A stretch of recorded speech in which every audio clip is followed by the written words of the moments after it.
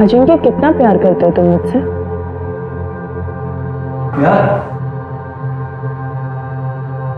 इतना प्यार कि तुम्हारे लिए अपनी जान दे भी सकता हूँ और किसी और की ले भी सकता हूँ। सच? झूठ नहीं बोलता मैं कभी भी, समझी? तो मुझसे शादी क्यों नहीं कर लेते?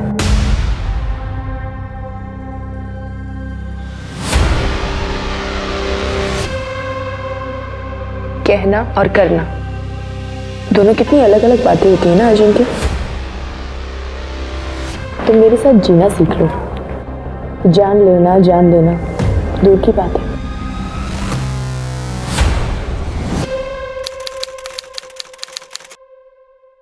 अरे रुको रुको, क्या दादा, वहनी को घर ला रहे हो और जेब भी ना हल्की करनी पड़े? ये तो नहीं चलेगा। अरे बिना टोल टैक्स तो गवर्नमेंट भी जिले में घुसने नहीं देती। यहाँ तो आप वहनी को घर ला रहे हो। चलो मेरा टोल टैक्स दो। ये ले तेरा टैक्स, पूरे 50,000। चल अब जाने दे। बस 50,000? इतने में तो अच्छा सा ढंग का फोन भी नहीं आएगा। चलो इसे डबल कर दो। तुझे समझ नहीं आता क्या कहा मैंने? जितना दिया है उतना रख ले। अरे चिढ़ तो उसका चला पीछे, उसके इकलौते भाई की शादी है। रुक बहू, ये ले, ये अपने ननंद को दे दे। आखिर गृहस्थी में इसके साथ तेरा भी बराबर का हक है।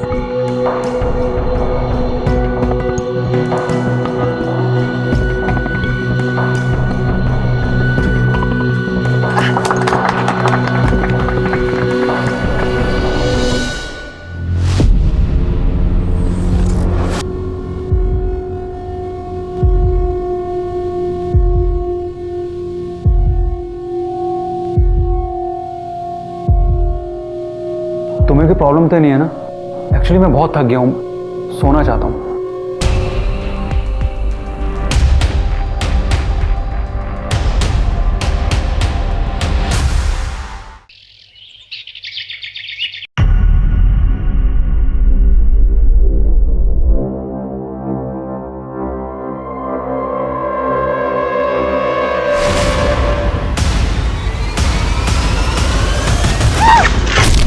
अरे मैडम ठीक हो आप?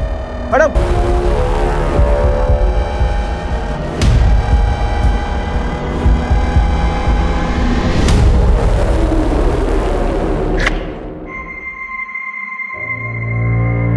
क्या हुआ था आज?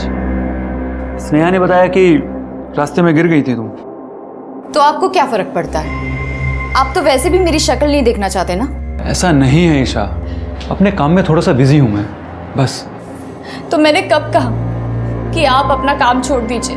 अगर आप तो शादी के बाद से ही मुझे इग्नोर कर रहे हो।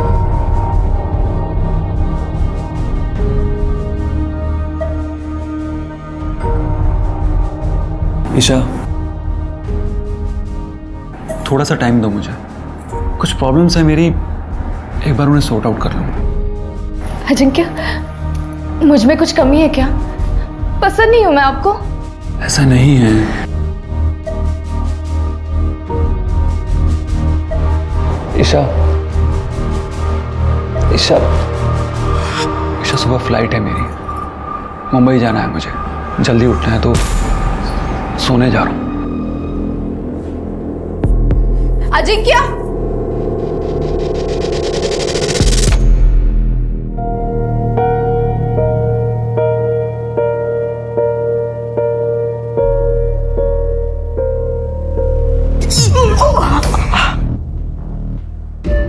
देख नहीं कर सकती? अब कर रही है तू? सकाळी का नाही केलंस? मैम वो सर के लिए नाश्ता बना रही थी तो देर हो गई। जा चहा घेऊन ये। काय झालं आई? सुबह सुबह शुरू हो गई? अभी तो पूरा दिन है लोगों को कोसने के लिए।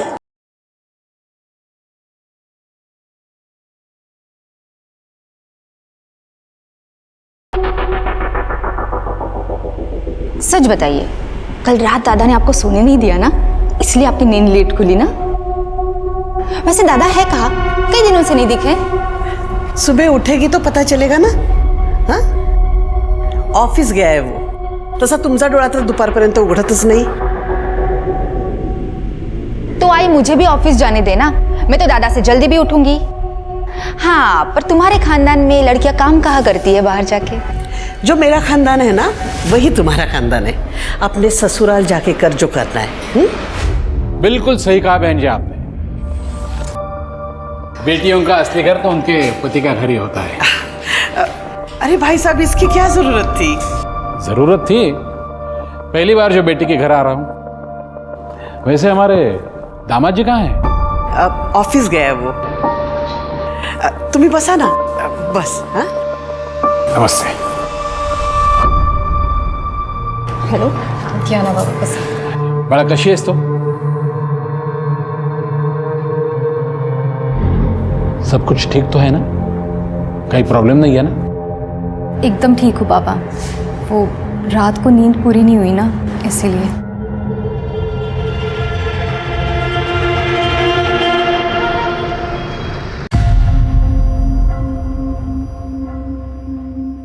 भाई क्या है ये खरोड़ गांव की जमीन खरीदने से मैंने आपको मना किया था, फिर क्यों खरीदी आपने? अमित ने अपने सोर्सेज से कंफर्म कर लिया है, वहां गवर्नमेंट का बहुत बड़ा पावर प्लांट लगने वाला है, जमीनों के दाम बढ़ने वाले हैं। ये अमित, इसकी बात पर आपको मुझसे ज्यादा भरोसा है। इसको तो मैं भी छोड़।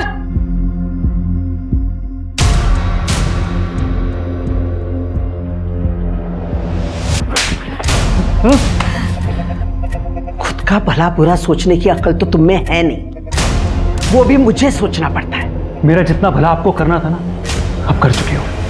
अब कम से कम मुझे अपने मन की कर लेने दो। करो, किसने रोका है? अरे आपने रोका है और किसने रोका है मुझे? क्या? देखो बेटा, ये प्रॉपर्टी, ये घर, ये सब तुम्हारा ही तो है, लेकिन पहले खुद को साबित कर। खुद को साबित करते करते ना मैं थक गया हूं, लेकिन अब भी आपको मुझसे ज्यादा अगर दूसरों पर भरोसा है ना, जस्ट लीव इट। हट।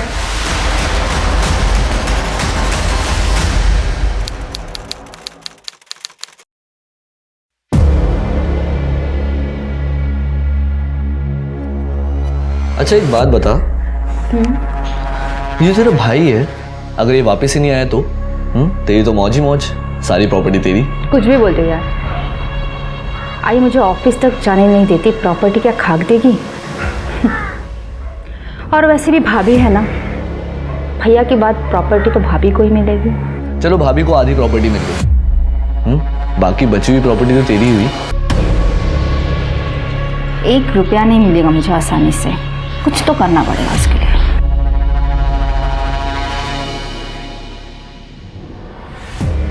सही कह रहा था तू। अगर लड़की का भाई वापस ही नहीं आया तो प्रॉपर्टी तो उसी की होगी। मामा मैं मजाक कर रहा था। लेकिन सच कह रहा था। लेकिन एक बात गलत बोली, प्रॉपर्टी अगर लेनी है तो पूरी ले, आधा हिस्सा भाभी को भी क्यों देना?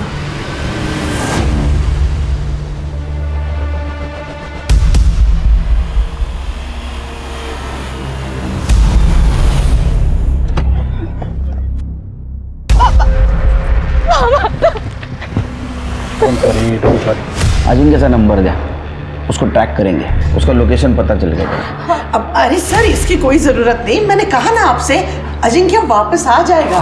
आई 15 दिन से गायब हो, 10 दिन से उनका फोन बंद है, और आपको कोई टेंशन नहीं हो रही है? अगम, आपकी बात हुई अजिंक्य से?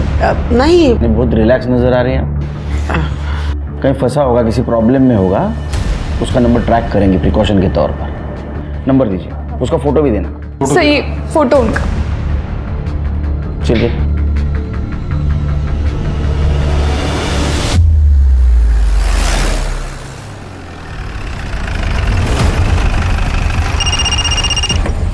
हेलो, हाँ सर हम लोग पिंपरी में हैं। यहाँ अजिंक्य का एक बंगलो है सर, और उसके फ़ोन की लास्ट लोकेशन भी यहीं की दिखा रही है। मैं देखता हूँ अभी।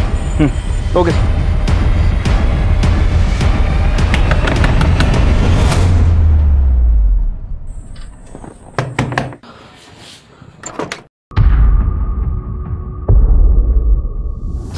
अजिंक्य को बुलाओ। साहब तो चले गए घर पे 1 घंटे पहले। चले गए? तुम कौन हो? मैं किशोर, काम करता हूँ यहाँ। जी सर। तुम कौन हो? सर मैं यहाँ का केयर टेकर हूँ। Caretaker? अजिंक्य यहाँ कितने दिन से रुका हुआ था? मैडम अजिंक्य भाऊ आज ही आए थे, 2-3 घंटे रुके और चले गए।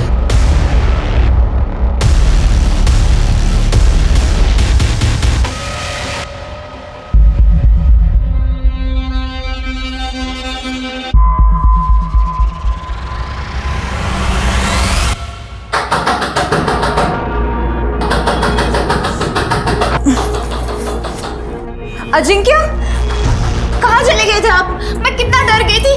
Thank God. कहाँ चला गया था मैं? यही तो था। अरे कौन है? क्यों दरवाजा ठोक रहे हो? आ तो रहा हूं। क्या हुआ? दादा बाहर पुलिस आ गया था। सर मैंने आपको पहले ही कहा था, मेरा बेटा घूमने गए, गायब नहीं हुआ। ये तो मेरी बहू फालतू में घबरा गई। अजिंक्य इसके बाद में जब बाहर घूमने जाओगे तो घर पे इन्फॉर्म करना। चलो थैंक यू। सीरियसली ईशा, तुमने ये पुलिस को इन्फॉर्म कर दिया? लेकिन आप गायब थे, आपका फोन भी नहीं लग रहा था। मैं बहुत डर गई थी। बच्चा नहीं हूं मैं, अपना ख्याल खुद रख सकता हूँ। और आइंदा से अगर तुमने मेरे किसी भी मामले में दखल देने की कोशिश की तो मैं तुम्हारा... बस बेटा, तुम अपने कमरे में जाओ।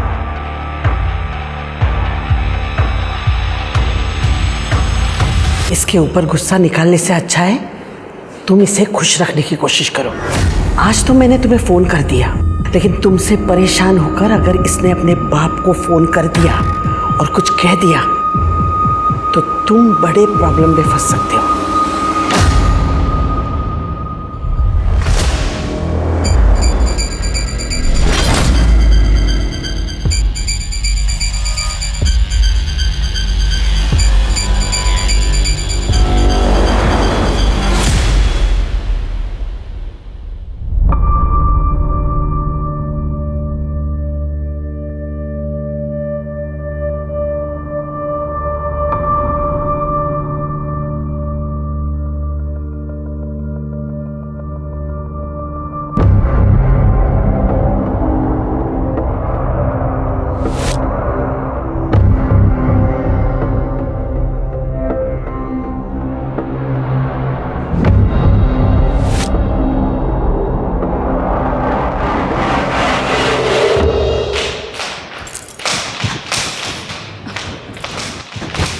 आई, क्या हुआ बेटा, इतनी परेशान क्यों है?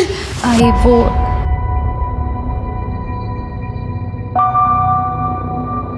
अरे छुपा इसे, कोई देख लेगा। आई मैं बहुत गहरी नींद में थी। अजिंक्य आए थे क्या? ऐसी कैसी नींद है तुम्हारी कि पता ही नहीं चला? अगर अजिंक्य नहीं आता तो ये कौन करता? वेड़ी कुटली।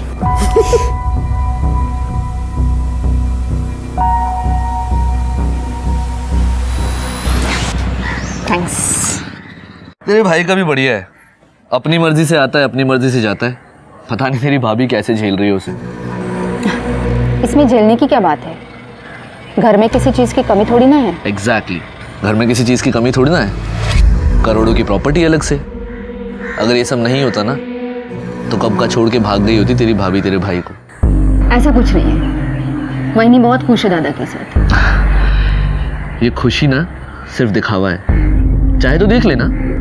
अगर कल को तेरी ये भाभी तेरी दूसरी आई बन के तेरे सर पे ना बैठी ना तो बताना मुझे।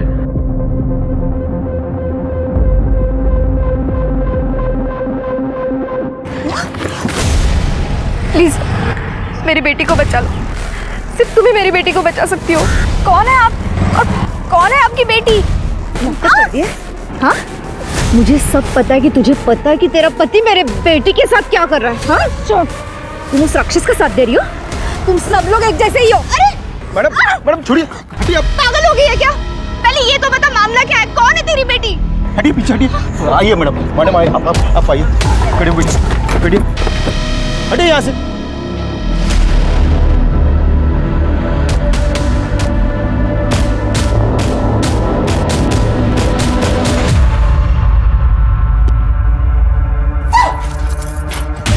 किसी से भी इस बात का जिक्र किया ना, जान से मार दूंगा।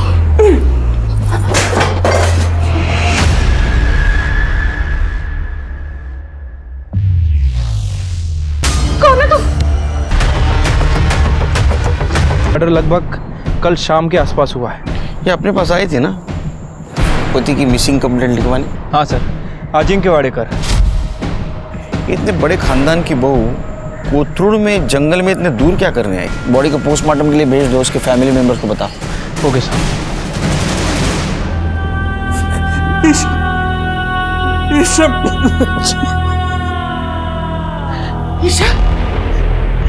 ईशा बाला, बहुरानी क्या हुआ? क्या करने आई होगा? पहले तो मेरी बच्ची को मार दिया, अब झूठे आंसू बहाती हो। भाई साहब क्या बोल? बात तेरी तो मैं सर, ईशा पिछले 5 दिन से मेरे घर पर ही थी, क्योंकि अजिंक्य फिर से कहीं चला गया है 10 दिन पहले।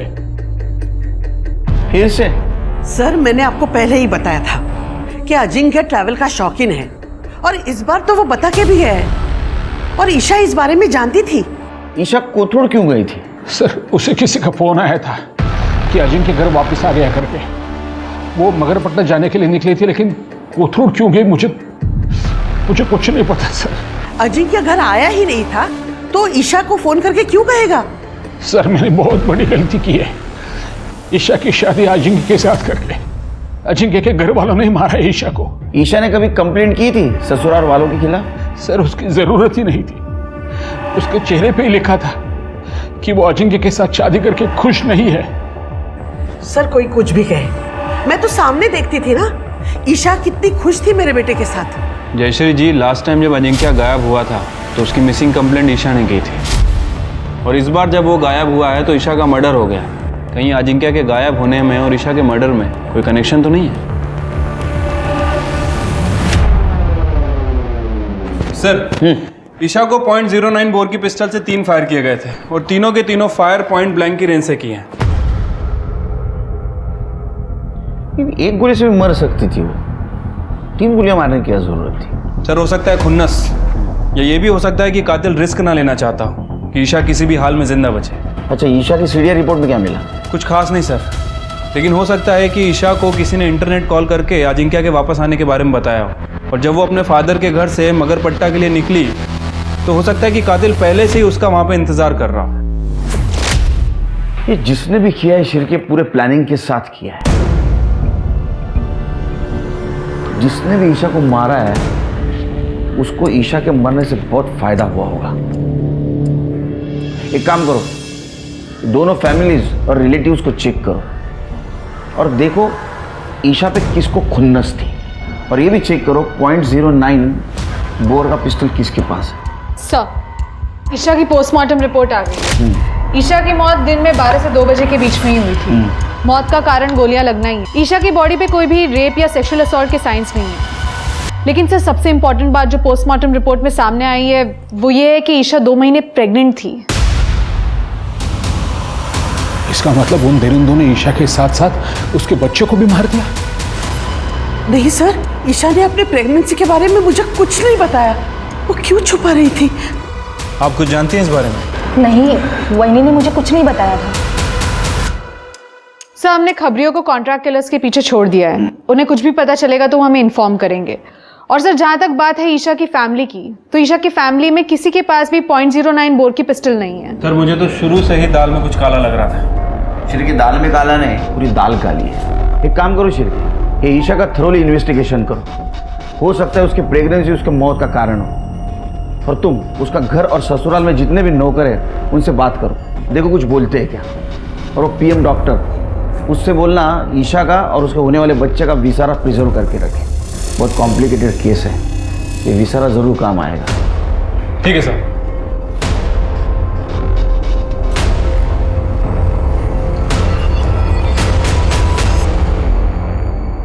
सर, वाडेकर फैमिली के बारे में एक इंटरेस्टिंग बात पता चली है। सर लगभग 20 साल पहले जयश्री वाडेकर के पति प्रभात वाडेकर की गोली मारकर हत्या कर दी गई थी। और सर हत्या के बाद जयश्री ने गांव की पूरी ज़मीन बेच के पुणे शहर में ज़मीन खरीदी, और आज जयश्री का जो बिजनेस एम्पायर है वो पुणे की ज़मीन के बढ़ते रेट की वजह से है। इसका मतलब 20 साल पहले पति की हत्या और अभी बहू की हत्या। इतना ही नहीं सर, अजिंक्य और उसकी फैमिली जितना अपने आप को दूध का दूल्हा बता रहे हैं, शायद वो उतना दूध के दूल्हे है नहीं सर। मतलब? सर करीब 3 महीने पहले जवार थाने में एक लड़की सुनिधि तांबे को किडनैप करने की एनसी फाइल की गई थी अजिंक्य के अगेंस्ट। पुलिस इस केस को इन्वेस्टिगेट करना शुरू भी करे उसके पहले ही एनसी वापस ले ली गई। किसने एनसी की? सुनिधि तांबे की माँ रजनी ने। वो अजिंक्य हमारे पास जमीन खरीदने आया था, पर जमीन खरीदते खरीदते उसने मेरी बच्ची को अपने प्यार के जाल में फंसा लिया सर। तो मुझसे शादी क्यों नहीं कर लेते? और जब उसका मन भर गया तो किसी और से शादी कर ली उस अजिंक्य ने। मेरी बेटी को वहीं पे छोड़ देता तो चल जाता, पर नहीं, पैसे और अपनी ताकत के दम पर वो मेरी बेटी को उठा के लेके गया। अजिंक्य छोड़ो मेरी बेटी, पीछे हट। ध्यान से सुन, सुनिधि सिर्फ मेरी है। लेकिन आपने तो एनसी फाइल की थी ना। अगर आप उस कंप्लेन को वापस नहीं लेती तो पुलिस उस केस को इन्वेस्टिगेट करती। वो अजिंक्य मुझे और मेरी बेटी को मारने की धमकियां दे रहा था। वो तो मेरी बेटी ने मेरी खातिर बोला कि वो कंप्लेंट वापस ले ले। सुनिधि को बुलाइए, हमें उससे बात करनी है। ती घरात कुठे है? वो अजिंक्य के पास ही है अभी तक। क्या? एड्रेस दीजिए उसका। शहर के बाद जो पिंपरी है ना, वहाँ पे उसका बंगला है। मेरी बेटी वही है। पिंपरी में? हाँ सर, यही मैडम तो थी जो अजिंक्य साहब के साथ रहती थी यहीं पर, मगर 8-10 दिन पहले साहब के साथ यहाँ तक चली गई। ये मैडम को कभी देख के ऐसा लगा कि वो अजिंक्य के साथ जबरदस्ती रह रही है? नहीं सर, ऐसा तो ज़बरदस्ती मुझे कुछ नहीं लगा। दोनों पार्क में साथ में बैठते थे, सुबह शाम घूमने जाया करते थे, कभी कभी बाहर भी जाते थे। Are you sure इन दोनों के बीच में कभी कोई गड़बड़ नहीं थी? नहीं मैडम, दोनों के बीच में तो कुछ गड़बड़ नहीं थी, लेकिन एक दूसरी मैडम आई थी साहब के यहाँ से जाने के एक दिन पहले, तब दोनों में बहुत झगड़ा हुआ था। क्या वो औरत ये थी? हाँ यही थी। निकल, चल चल यहाँ से, निकल इधर से। मैं पुलिस में जाऊंगी। अरे हाँ, तेरे को जहाँ जाना है जा, डरता नहीं हूँ मैं किसी से। सर, बंगलो के केयरटेकर रमेश ने जो बताया था, सर इसे देखकर तो ऐसा ही लग रहा है कि सुनिधि अपनी मर्जी से अजिंक्य के साथ रह रही थी। सर ऐसा भी हो सकता है कि इन दोनों को साथ में रहना हो, इसलिए दोनों ने किडनैपिंग का नाटक किया हो। लेकिन जब सुनिधि की माँ रजनी ने पुलिस में कंप्लेंट फाइल की तो जान का खतरा बताकर सुनिधि ने अपनी माँ के पास से कंप्लेंट वापस करवा ली। सर ये दूसरा वीडियो। पॉसिबिलिटी है, क्योंकि ईशा अजिंक्य से लड़ने गई थी और उसने उसको पुलिस की धमकी दे दी, और नेक्स्ट डे अजिंक्य और सुनिधि दोनों गायब हो गए, और अब ईशा को रास्ते से हटा दिया। लेकिन शिरके, इतना सब उसके लाइफ में मैटर चल रहा था कि जयश्री जी को पता नहीं था। सर ये बात तो ईशा के फादर को भी नहीं पता थी। क्या झगड़े के वक्त से ही अपने फादर के साथ रह रही थी, ना तो उसने प्रेगनेंसी की बात अपने फादर को बताई और ना ही सुनिधि के बारे में। और सबसे इम्पोर्टेंट बात, ये बंगला और अजिंक्य और सुनिधि के बारे में ईशा को बताया किसने? सर इस बारे में मैंने जयश्री जी से बात की थी। सर सुनिधि के साथ मेरे बेटे ने अपना रिश्ता कब का खत्म कर लिया था, और अब आप कह रहे हैं कि मेरे बेटे ने सुनिधि को जबरदस्ती अपने साथ रखा था। मेरे लिए तो पेपर्स ओके हैं, एक बार क्रॉस चेक करवा के डॉक्यूमेंटेशन के लिए भेज दो। Okay ma'am. बेटा जी मैडम ने पेपर भेजे डॉक्यूमेंटेशन से पहले देखने के लिए। आपने देख लिए ना? हाँ ओके। तो भेज दीजिए डॉक्यूमेंटेशन के लिए। मैं आप पे कैसे डाउट कर सकती हूँ?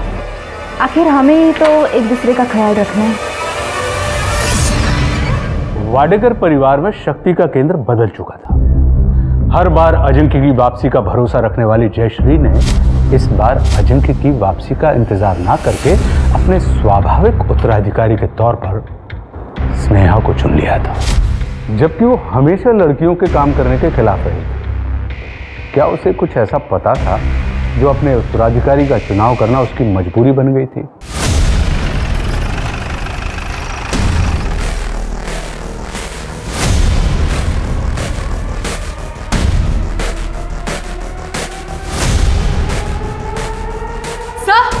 ये देखिए,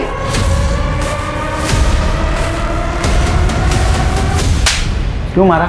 ईशा को क्यों मारा? सर मैं क्यों मारूंगा ईशा को? सर मेरा तो उससे कुछ लेने देना ही नहीं है।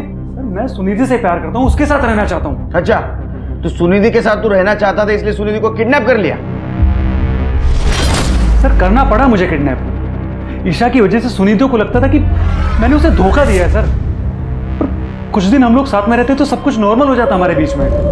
अजिंक्य बहुत सनकी था सर। अगर मैं उसके साथ कोऑपरेट नहीं करती तो वो मुझे और मेरी आई हम दोनों को जान से मार देता। मेरे पास कोई और ऑप्शन नहीं था उसकी बात मानने के सिवा। तू सुनिधि को इतना प्यार करता था तो ईशा के साथ शादी क्यों की? आई की वजह से सर। आई चाहती थी कि हमारी स्टेटस वाली बहू हमारे घर में है। उन्होंने मजबूर किया मुझे ईशा से शादी करने के लिए। सर मैंने तो उम्मीद ही छोड़ दी थी कि अजिंक्य मुझे कभी जाने भी देगा, लेकिन कुछ दिन पहले उसकी बीवी ईशा बंगलों पर आ गई थी।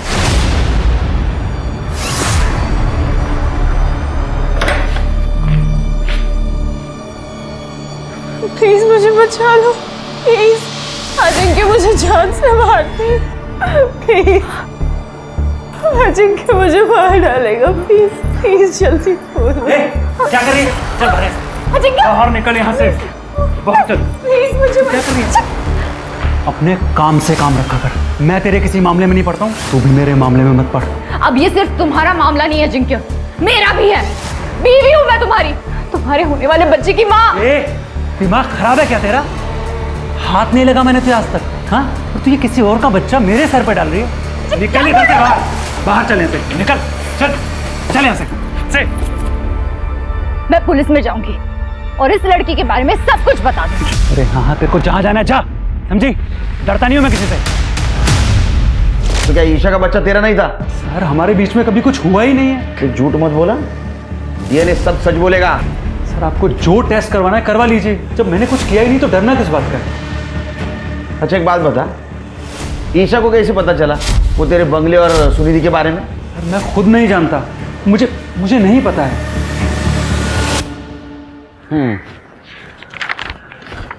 सर अजिंक्य के फ़ोन लोकेशन के हिसाब से पिछले 2-3 महीने में उसकी फ़ोन की लोकेशन वाडेकर हाउस में बहुत कम रही है सर।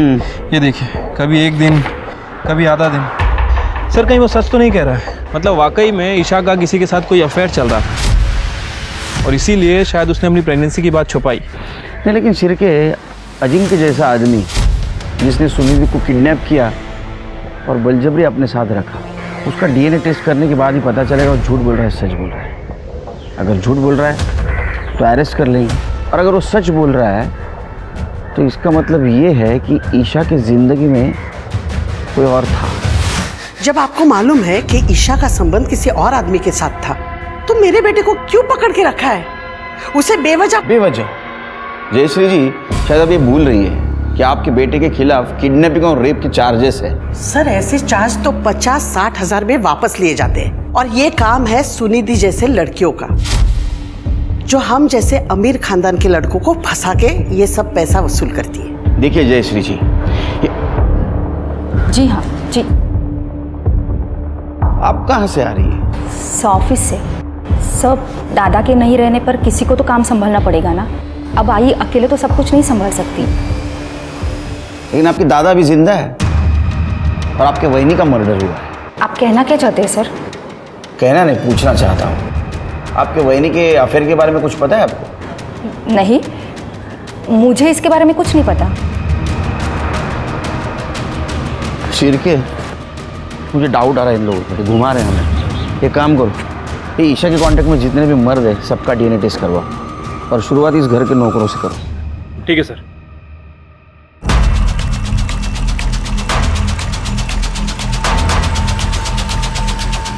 डर क्यों रहा है? नहीं सर। कुछ किया? नहीं सर, मैंने कुछ नहीं किया। अब कौन बचा? सर नीलेश, जयश्री जी का खास। सर सारा सामान डीएनए के लिए भेज दो और बोलना रिपोर्ट जल्द से जल्दी दो। ठीक है सर। सर डीएनए की जरूरत नहीं है। ईशा वाहिनी के होने वाले बच्चे का बाप मैं ही हूँ सर। इंस्पेक्टर साहब, अरेस्ट करना इसे। अपनी पोल खुलने की वजह से इसी ने मेरी बहू को मारा और इसकी सजा मेरा बेटा भुगत रहा है। ये क्या बात कर रही है मैडम आप? आपके कहने पर ही तो वहिनी के साथ सो रहा था मैं, ताकि वहिनी को ये लगे कि उसके साथ अजिंक्य सो रहा है। क्यों? शर्म नहीं आती? क्यों झूठ बोल रहा है? क्यों झूठ बोल रहा है? ये झूठ बोल रहा है इंस्पेक्टर साहब, ये झूठ बोल रहा है। सर मैं सही कह रहा हूँ। मैडम के कहने पर ही मैं अफीम लेके आता था, जिसे मैडम वहीनी के दूध में डालकर उसको बेहोश करती थी। दूध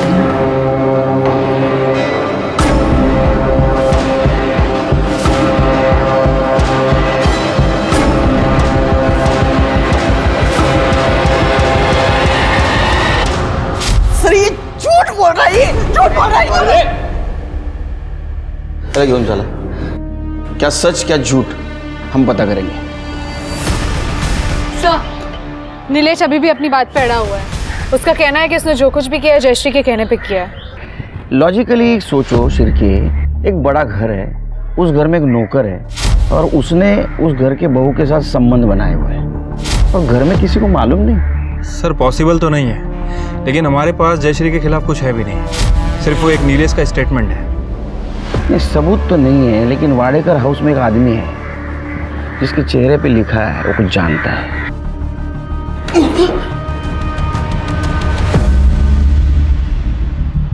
देखो, कुत्ता कितना भी वफादार क्यों न हो, वो पागल हो जाता है ना तो मालिक उसको गोली मार देता है। मेरा इन सब से कुछ लेना देना नहीं है साहब। ये तेरी शक्ल तो कुछ अलग बोल रही है रे, कुछ जानता है। देख अभी बता दे, टाइम है तेरे पास, वरना मेरा हाथ घूमना शुरू हो गया ना तो घड़ी का कांटा घूमना बंद हो जाता है। साहब, वो बुढ़िया सुनिधि की अम्मा, उसने वहीनी के ऊपर हमला किया था। तुम सब लोग एक जैसे ही हो। अरे मैडम छोड़िए। पहले क्यों नहीं बताया रे? साहब, अगर मैंने पहले बता दिया होता तो मुझे मैडम के बारे में भी बताना पड़ता। वो वहीनी ने बताया था मैडम को वो बुढ़िया के हमले के बारे में। कोई भी ऐरी गहरी औरत रास्ते में तुम्हें मिलके कुछ भी कह दे और तुम घर पे आके झगड़ा करोगे? परनाई, रोड पे कितने सारे लोग थे, उसने किसी से कुछ नहीं बोला, सिर्फ मुझे ही क्यों कहा कि मेरे पति से उसकी बेटी को बचाओ। मुझे कैसे पता चलेगा? नहीं सर, ईशा ने मुझे उस औरत का फोटो नहीं दिखाया था, तो मैं कैसे पहचानती कि वो सुनिधि की माँ है? और दूसरी बात, अजिंक्य के बताए हुए धोखे में मैं थी कि उसका सुनिधि के साथ रिश्ता खत्म हुआ। फिर मैं कैसे गेस करती कि ये क्या मामला है?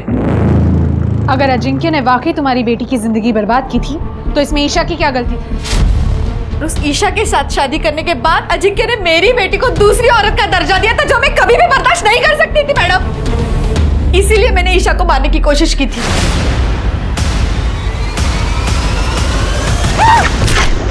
अरे मैडम ठीक हो आप? लेकिन वो बच गई, इसलिए तुमने दोबारा ट्राई किया। तुम सब लोग एक जैसे ही हो। अरे मैडम छोड़िए। लेकिन तीसरी बार ईशा बच नहीं पाई, वाकई तुमने उसे मार दिया। नहीं नहीं, मेरी आई ने ईशा को नहीं मारा है। मेरी आई किसी को भी नहीं मार सकती है। मैंने सुना था ईशा को 3 गोलियां लगी थी ना। एक बार हमारी हालत तो देखिए, मैं अपने बच्चे का इलाज नहीं कर पा रही थी हॉस्पिटल में, इसलिए उसको घर पे लेके आई। जो धक्का वक्का करना था वो मैंने किया, पर ईशा पे गोलियां चलाने के लिए पैसे मेरे पास नहीं थे। मैडम लेके जा रहे हो? मैडम छोड़ो मैडम, मैंने कुछ नहीं किया, मेरी आई ने कुछ नहीं किया। सर ये जयश्री कभी नहीं चाहती थी कि स्नेहा बिजनेस में दखल अंदाजी दे, लेकिन अब ये स्नेहा बिजनेस में दखल अंदाजी देने लगी है।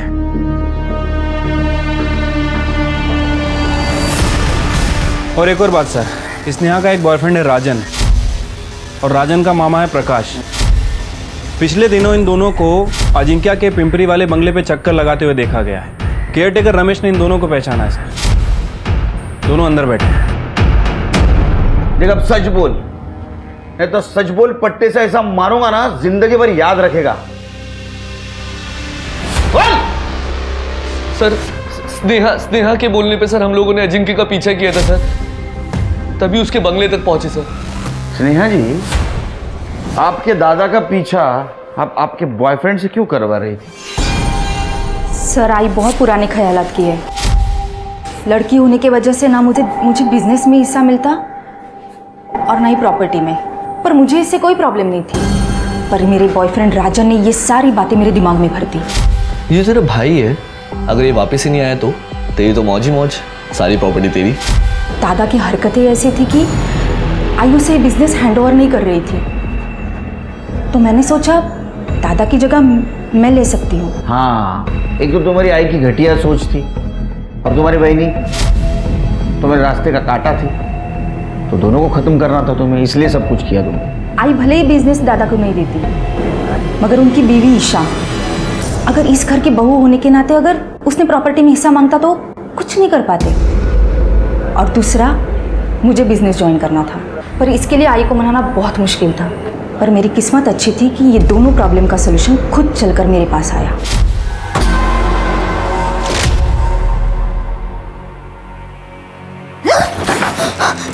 ये क्या कर रहे हैं आप? डर क्यों रही है? हाँ? नहीं, मुझे पता है तेरा पति अजिंक्य तुझे खुश नहीं रख पाता। तो बोले तो वो कमी मैं पूरी कर दूं? हिम्मत कैसी हुई आपकी ये सब सोचने की? मैं भी आई को सब बोल दूंगी, सब बता दूंगी। अगर किसी से भी इस बात का जिक्र किया ना, जान से मार दूंगा। वैसे भी तो किसी से भी ये बात कहेगी ना, तेरी बात कोई नहीं मानेगा। लेकिन अगर मैं आई को बताऊंगी ना, तो वो जरूर मानेगी।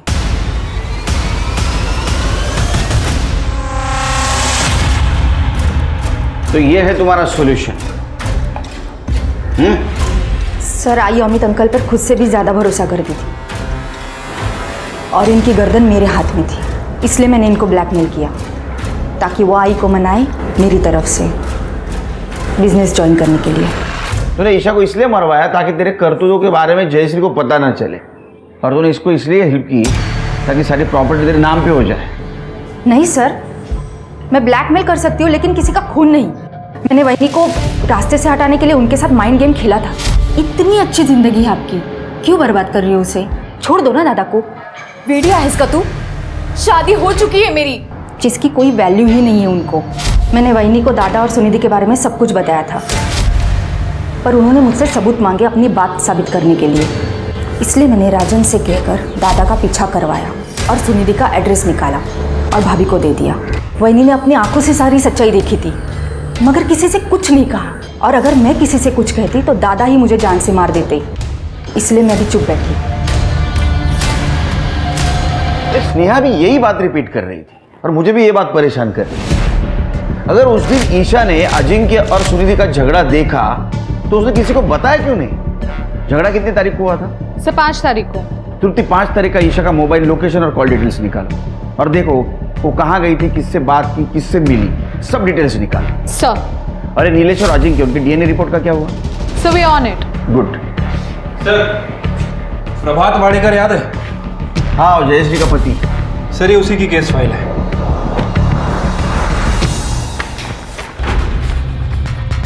और सर ये, अरे तो उस्मान शेख है, शार्प शूटर, ये तो जेल में बंद था। हाँ सर, ये 2 महीने पहले ही जेल से बाहर आया है। और सर, इसका प्रकाश वाडेकर के मर्डर में बहुत ही तगड़ा लिंक है सर। प्रभात वाडेकर की मौत .09 बोर की पिस्टल से हुई थी और ये ऊपर पुलिस केस भी हुआ था, कोर्ट में पेशी भी हुई, लेकिन इसके खिलाफ कोई सबूत नहीं मिला, इसलिए इसे रिहा कर दिया गया। ईशा का मर्डर हुआ उस दिन इसके फोन की लोकेशन 12 बजे से 1 बजे के बीच कोथरूड की है। शिर के गुड वर्क, कम से कम एक सिरा तो मिला। इस सिरे को पकड़ के हम किनारे तक पहुंचते हैं।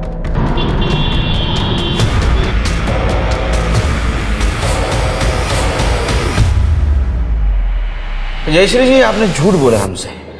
नंबर 1, नीलेश आपके लिए काम नहीं करता, और नंबर 2, ईशा के प्रेगनेंसी के बारे में आपको पता नहीं था। फिर तो बकवास कर रहे हैं आप। आपने झूठ बोला, इसका सबूत है हमारे पास। किरण, बता इनको क्या देखा था उस दिन। डरो मत। मैंने तुम्हें अपने बहू के साथ सिर्फ सोने के लिए कहा था ताकि वो अजिंक्य के धोखे में रहे। तुमने उससे प्रेग्नेंट कर दिया, इडियट। गलती होगी मैडम।